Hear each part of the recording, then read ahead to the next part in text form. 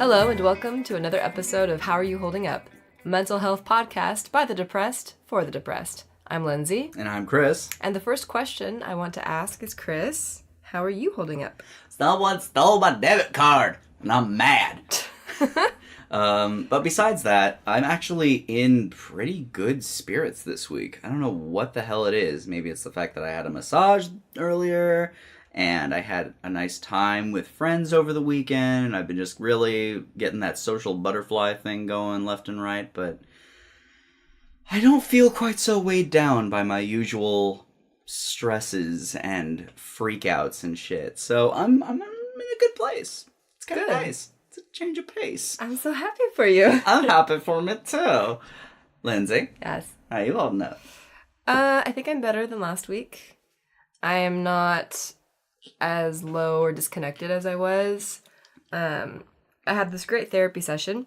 Great. And she and I were discussing something interesting, and I don't have a link for you guys for it, but she was saying when you're depressed, your assumed experience is worse than your actual experience. So, for example, the example she used, if you're going to the beach with your friends and someone asks you, rate 1 to 10, how much fun do you think you're going to have? You would probably be like, 3.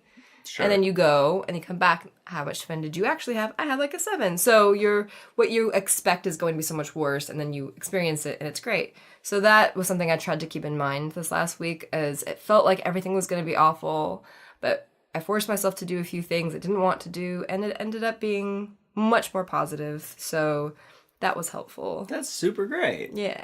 See, look at this, guys. We're coming into this week feeling good, sounding good, and you know what we're going to talk about? Being anxious. All the anxieties. Yes, this week we are going to kind of take a step back from our usual depression-filled shenanigans, and we're going to bring you guys into the world of anxiety. So I was having a really interesting conversation with my friend who suffers from really intense anxiety, and she was saying, one of her therapists actually told her that, let me back up. Mm-hmm. So she was put on antidepressant medication, mm-hmm. and she ended up feeling more suicidal, and a new therapist said, well, that makes sense because you're an anxious person who sometimes gets depressed because of the anxiety. Mm-hmm. And a lot of people who are depressed will have moments of anxiety or mm-hmm. a panic attack, but for the most part, the depression as the whole is the main thing. So it's interesting to me that sometimes it gets globbed together. You have anxiety and depression. Yeah, it's usually like that two sides of the same coin kind of deal, mm-hmm. where I feel like depression sucks energy out of you, mm-hmm. and you just feel completely slowed down, but anxiety fills you with so much dread and so much hypersensitivity that you're just going to be like, everything in this world affects me, everything in this world is bothering me, and I'm going to freak the fuck out right now because I can't handle it. So let's start off with, first off, what is anxiety? Yeah. And anxiety is more or less where your body just dumps a bunch of adrenaline into you. It says on WebMD that sometimes it's 2.5 times more than you would usually get. And it's all at once, and it's very intense, and you feel like you're going to die. It's an activation of your fight or flight senses, mm-hmm. ultimately. And that's really where you kind of have to understand yourself physiologically and psychologically in order to really kind of grab a grasp of it, if you can. Like, sometimes the anxiety is so intense, so incredibly crippling that there's no mental exercise or hoops you can jump through. You just kind of have to ride the wave and hope that you can calm down before it becomes life-threatening. Yeah, it's really rough. I think a lot of people think of anxiety as just nervousness, like, oh, you're really nervous, or mm-hmm.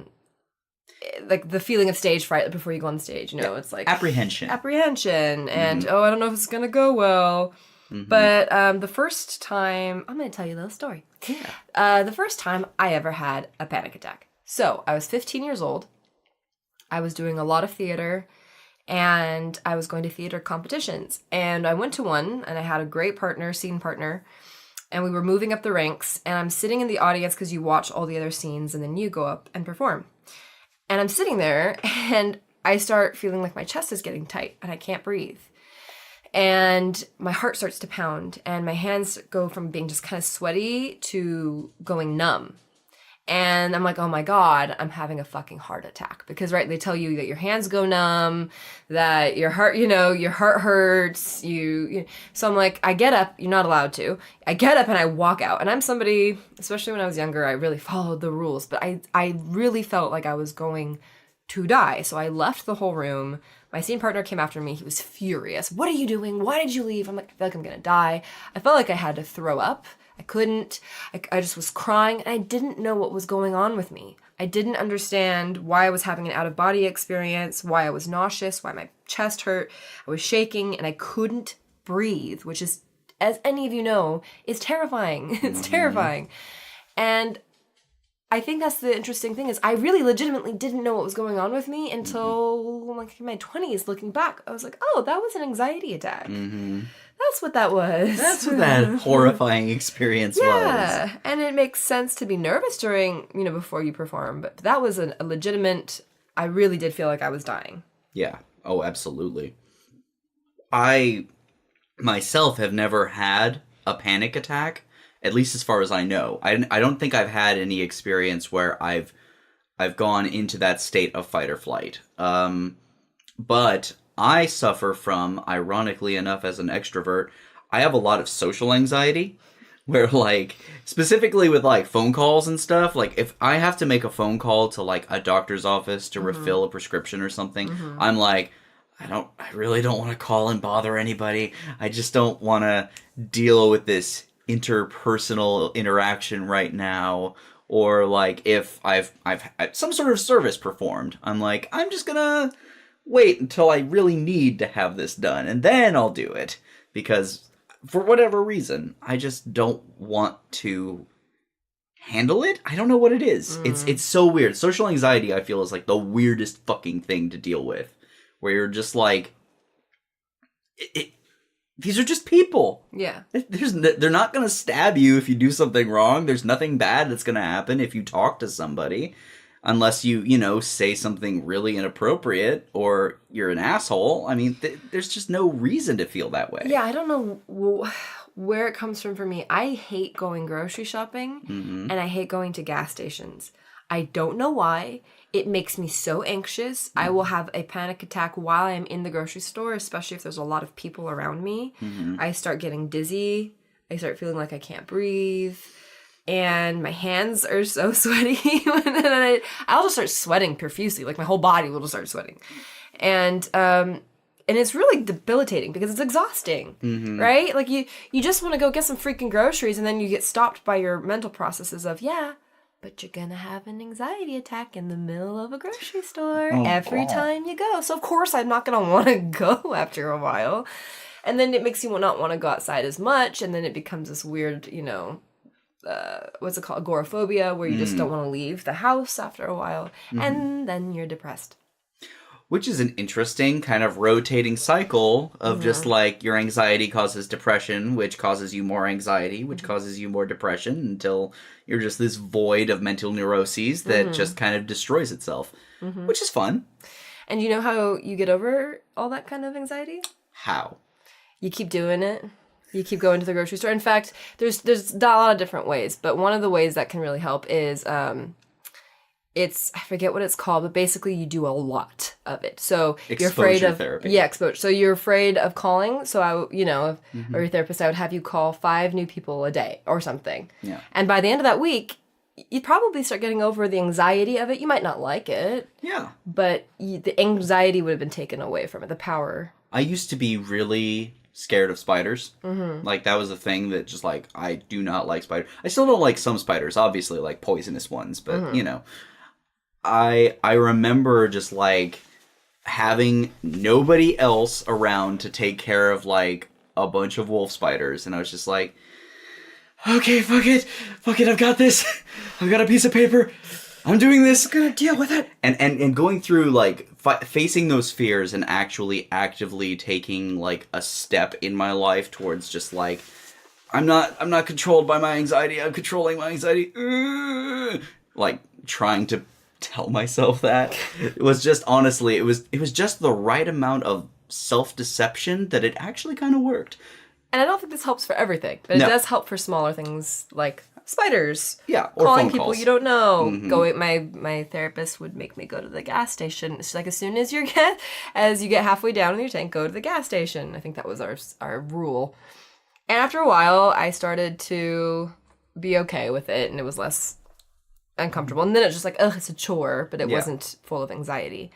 So I think there's different kinds of anxiety. One of the more difficult ones is low-grade anxiety, where you're just anxious a little bit all the time because your levels are off.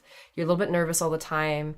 And then when anything happens out of the ordinary or something scary, then it's a huge spike. Yeah. And it's miserable to live this way. It's absolutely just like it's like having your heart rate always at above a resting heart rate. Like that can be just so draining. A little bit of adrenaline in you. Yeah, just a little spike every so often just to make you feel like you're that much closer to death. Yeah. Sleep is harder. Normal, and having normal relationships is difficult because if you think about it, fight or flight, you're in a more you're in an altered state of consciousness. You're not in a normal, I can have this really interesting conversation, I can connect. How do you connect with somebody if you're always a little bit freaked out? It's super difficult. Hats off to you guys if you are constantly dealing with anxiety and you are trying to function. Bless you. Yeah. We love all you guys suffering from anxiety, and we really hope that, we're not triggering anything by talking about this, but if we were, then just know we are here with you, and we are sorry you're dealing with it, and we appreciate you so much. We really do. I mean, it's on that note, let's actually talk about a little bit, because there is a resource that we discovered while kind of prepping for the episode. It is anxietycenter.com, and they have an entire list here on the 10 best ways to stop an anxiety attack. Which, I mean, it's one of those things where you think about like an anxiety attack coming on, and how do you control it? How can you control it? And, what are the triggers for it? That kind of stuff. Yeah. Where eventually you're going to have to be in a situation where you might be by yourself, or maybe there's, nothing really external that can help you. And you are just self-reliant at that point on stopping yourself from having this anxiety attack. I think with anti-anxiety medication, I think it's great. I think people should do anti-anxiety. I think if you cannot function, definitely look into getting anti-anxiety meds, because it's something that's really difficult to control. And sometimes when an anxiety attack is coming because you've been kind of dreading something and it's coming up and then you feel it coming on. But then there's times where you can't control it and it just happens to you and you don't know where it came from. And, you're at work, or you're doing something social with your family, or you're trying to go on a date, and it just ruins everything. Yeah, seriously. So how can you control it, and what can you do? So definitely this is a great resource. And there are wonderful apps. Yes, there are so many that are out there. Yeah, there's the 10, if you can Google this information. I haven't actually tried any of these apps, but I have talked to a few of our listeners, and they were like, I had no idea how many apps there were and resources there were for these kinds of things now. There's only more and more coming out, but the top one is really cute. It's called Happify, and it says that it's supposed to increase your happiness and reduce stress while teaching you life-changing habits. There's a bunch of other ones. I've done a couple where they were just breathing apps. A way to help your anxiety, I think you probably all know this, if you've looked into it at all or gone to a therapist at all, is when you're in the midst of having an episode, focusing on your breathing, focusing on yourself and counting breathing. So counting 4, breathing in, holding for 2 or holding for 4, and then releasing on a count of 4 or 6. And doing that 4 times. And that will physically force your body to calm down. So there's apps for that. So if you need to see a visual aid, there's visual aids of that. I think there's even GIFs. I used to have an app. I think it Well, there's one that's called Headspace. They do mostly guided meditation and whatnot. Wonderful. But they also, I think they have like a breathing just exercise where it just takes you through it. You watch the little circle grow, you breathe in with it, and then you watch the circle deflate and that kind of thing. That's exactly like the gifts you were talking about. But I used to have it on my Apple Watch, which was one of the more interesting, because like what you would do is you'd load up the little app on your watch, you'd press and hold your finger to it, and it would like slowly sort of vibrate, like very gently, and you would just breathe while it was vibrating, and then it would slow down on the vibration, and you would follow it while it was slowing down again. And it was, one, kind of relaxing, because this little vibrating thing just on your wrist. And then you also control it just with your finger, just like pressing on it. You were told not to press too hard, not to press too soft. Right, just to be a part of... Yeah, just to be aware of your physiology and just being able to go, no, I am controlling this. This is me. I'm able to just calm down. And I don't need to stress out right now. Yeah. Especially at work. That was my lifesaver for a while there at work, because I would just use that while it was like 3 a.m. and I was working at the hotel, and it was like freaking out because I'm by myself and there's shit going on, and I'm just like, I'm going to just breathe for 5 minutes. And I'm going to come back, and I'm going to be stronger, and I'm going to be better, and fuck you, world. That's fair. Yeah. So, according to the anxietycenter.com, one of the first things that you do need to understand is the anatomy of an anxiety attack. The physiological, the psychological, and emotional components. So, when you understand that a lot of it is kind of that fear response, you kind of remove the fear that comes with that. The power of it. Yeah, exactly. Once you understand it, you learn to really accept that, this is a thing that is happening in my body. There are ways to counter it. We can slow down. We can take this step by step, and we'll just go from there. That's just part A, is taking the power away from that fear. Yeah. The fear of the being unknown. afraid of the anxiety attack gives it so much more. Right? Because it just builds and it builds and it builds on itself. You just keep expecting it to get worse and worse and worse until, like, until you're fooling yourself into believing something impossible is going to happen. Yeah.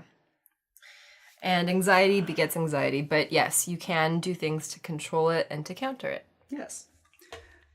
So you have the power to calm yourself down. Your body is having a physiological response. Whether it makes logical sense or not to you, doesn't matter. But you can now control what's happening. So relaxing your body, focusing on your breathing. Sometimes, especially if you are in a place where you can lay yourself down and focusing on each muscle and like tightening it and then relaxing it helps. It's helped me. It also helps to just kind of remove yourself from the area. If you are having a stressful situation and you can remove yourself from the area, you absolutely should, because nothing will help you better than just that fresh breath of air. Like that moment of like, I'm not in the environment that caused it. I'm not in the environment that is adding to it. I can just get my headspace clear. Bathrooms are a great escape. Bathrooms are... In high school, I used to escape to the bathroom. Or the nurse's station. Yeah, the nurse's station was like my go-to when I was in high school, because I would be like...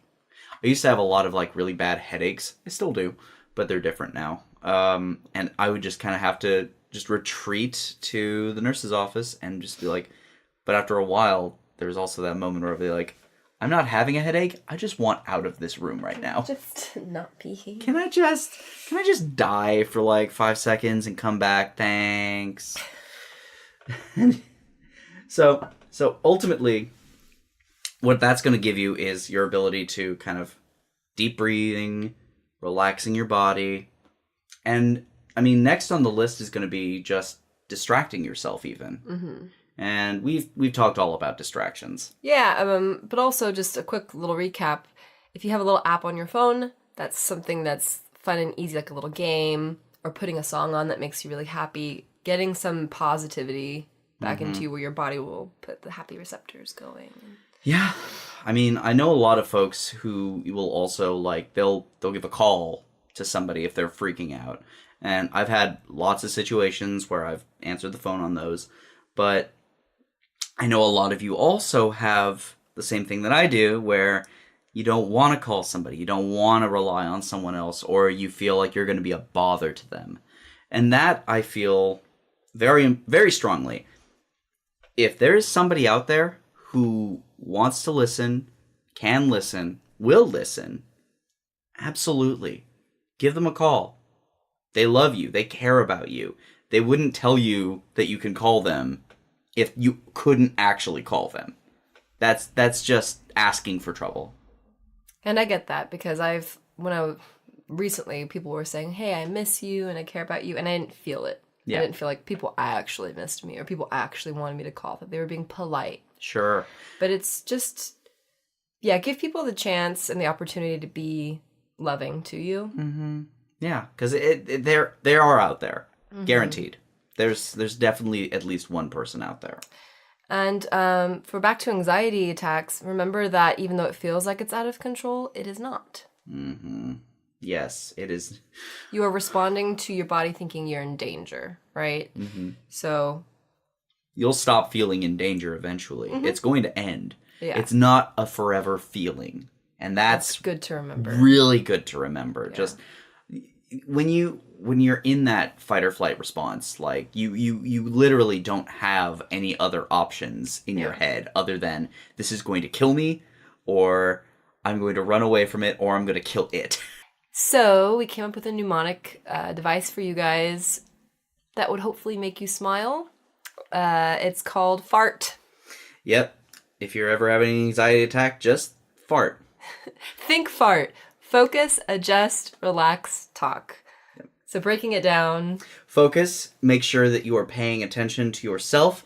You are paying attention to what you're feeling. You are just going to take time to really realize what you're going through. Exactly. Yeah. Adjust, like Chris was saying earlier, if you need to go to another room, if you need to sit down, if you need to readjust how you're sitting, just adjust yourself so you can get ready to relax. Take those breaths you've been thinking about taking and haven't yet.